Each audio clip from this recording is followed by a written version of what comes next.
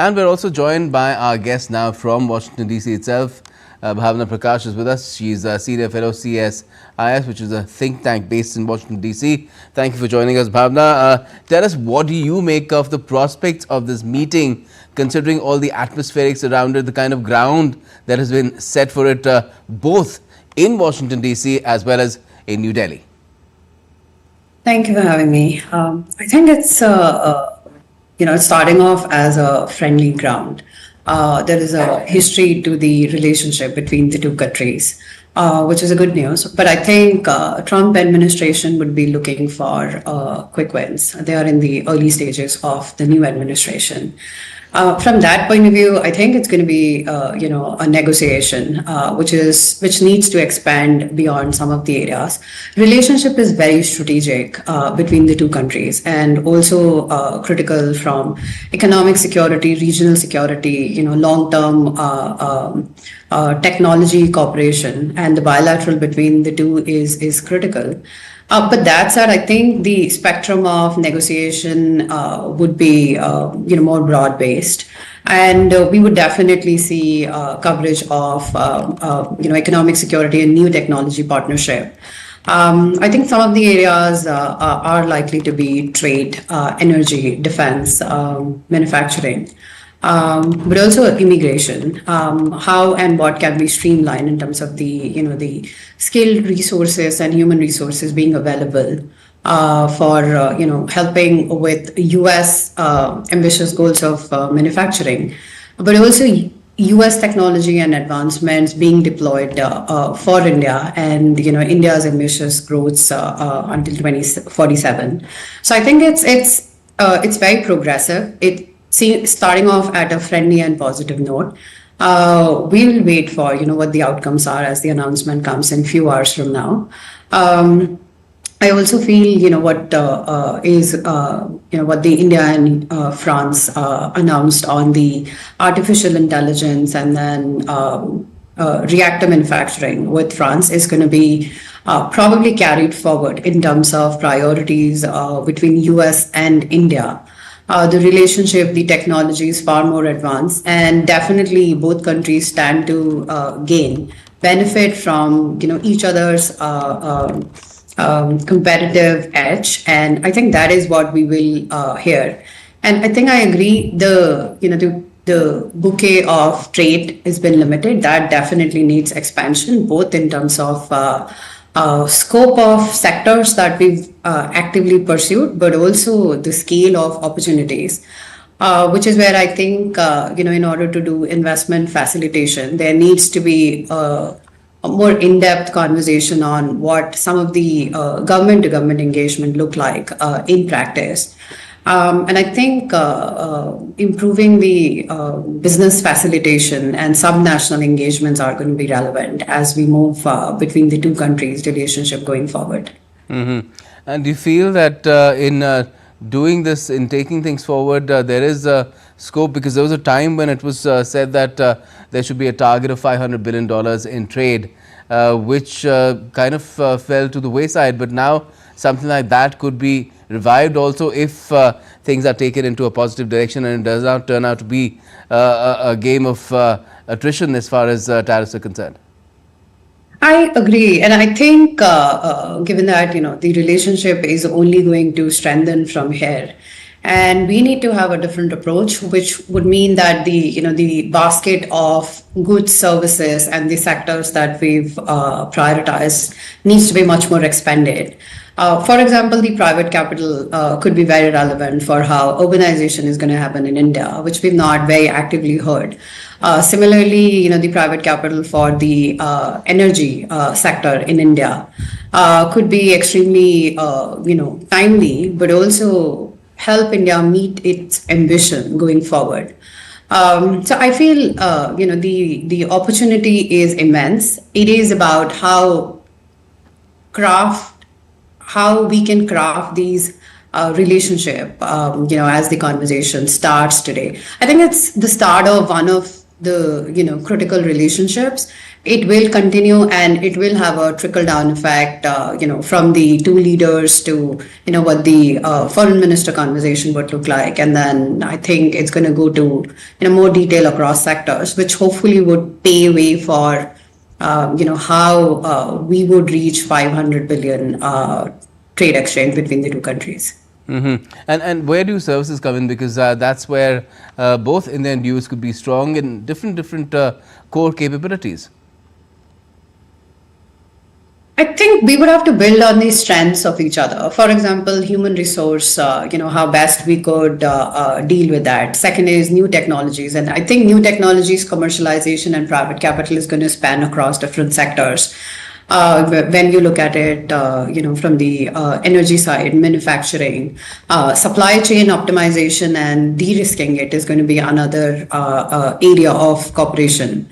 Where both countries stand to gain significantly if that is an area which is to be prioritized as we move forward.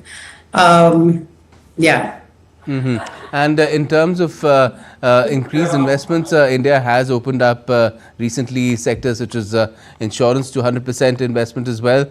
I'll just pause a bit because we're getting images right now of Vivek Ramaswamy meeting Prime Minister Modi as well. Through the day, Prime Minister Modi has been called upon by different members of the Trump administration. Vivek Ramaswamy, not exactly in the Trump administration, but he was a part of Doge till a short while back and could have a future role as well. There is talks that he might run for the Senate as well. So a prominent Indian-American politician, a Republican, and himself tech entrepreneur meeting Prime Minister Modi as well at the moment. Bhavna. About specificity, the conversation that India and in the Paris that had on artificial intelligence, I think there is a lot of R&D capability centers which are to be set up, and then India is going to go big on artificial intelligence, and I think very specific cooperation between the two countries as we move forward, both in terms of the capability, in terms of technology transfer. Infrastructure building from an India standpoint is going to be very relevant, as the conversation would happen today. Certainly. Which are the other areas do you think, because you mentioned what has happened in Paris, and that is something that the US, Washington must have noticed very keenly as well, in terms of how nuclear cooperation is being taken forward because of the kind of and the US wants to take that forward. The keenness was shown in the last days of the Biden administration as well. I agree with you. I think trade, defense, manufacturing, these are critical areas for today's agenda. And I think the two leaders would certainly talk about how the cooperation between the two countries could be at a strategic level and could be enhanced as the planning moves forward. For example, the reactor technology exchange, which was a conversation between US and France. Similarly, we would see more details as the conversation happens today. And in terms of the other meetings that call-ons that Prime Minister Modi had at Blair House, there was Elon Musk, of course, and there's the NSA, Michael Waltz, as well as the top spy for the US, a practicing Hindu herself, Tulsi Gabbard. How do you see these call-ons? How significant are they in terms of the kind of cooperation that the US and India have had in the past, and how things could shape up in the future as well?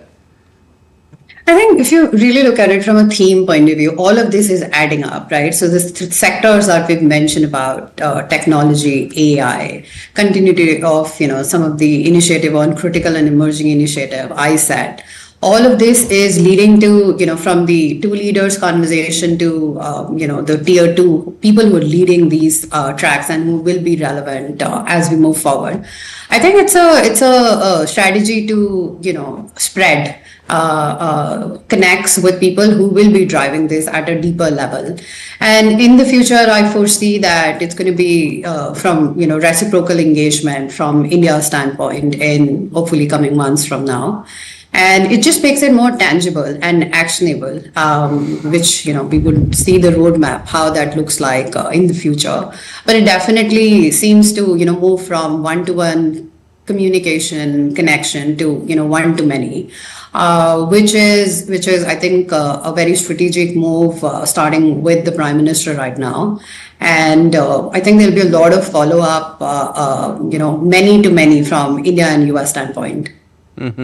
And in terms of cooperation on the front of security itself, both India and the US have external and internal challenges from both state as well as non-state actors. Do you feel that that is something that will be an important part of the conversation between Prime Minister Modi as well as President Trump today? I think what today's conversation would be, more strategic, some sort of negotiation, given that, the trade is looming in the background, and then how tariffs are going to show up between the two countries. Some of the concerns around what you mentioned about non-state actors, I think it will follow up. I'm not very sure if some of that is going to show up today. But it will be part of the subsequent conversations as we move forward. Okay. And if we could also talk about in terms of the other issue that has cropped up very strongly with this second Trump term, the issue of immigration, illegal ones. We've had one set of people being flown into India being detained from the US as well, 109 of them. And do you think that is something that will again figure prominently, because India at the same time favors legal migration as well, which the Trump administration too does? Positive on skilled human resources, Indians to be deployed as US thinks about their emerging technology and then investments in this space. So there is a recognition. I think it's going to be more constructive, and I think that's a space that India would be very keen to streamline. For example, the kind of process delay that happens in getting some of the H-1Bs processed in India, and then there are so many other categories of visa processing that happens. I think it'll be pretty much on the positive side. And that agenda is going to be there because, technology, new advancements, AI, all of that would need, the skilled labor, which India is an available market right now. All right. Bhavna Prakash, Senior Fellow, CSIS, thank you for joining us from Washington, D.C. to talk about Thank you very much for having me. bilateral talks between Prime Minister Modi as well as President Trump. Thank you very much. Thank you.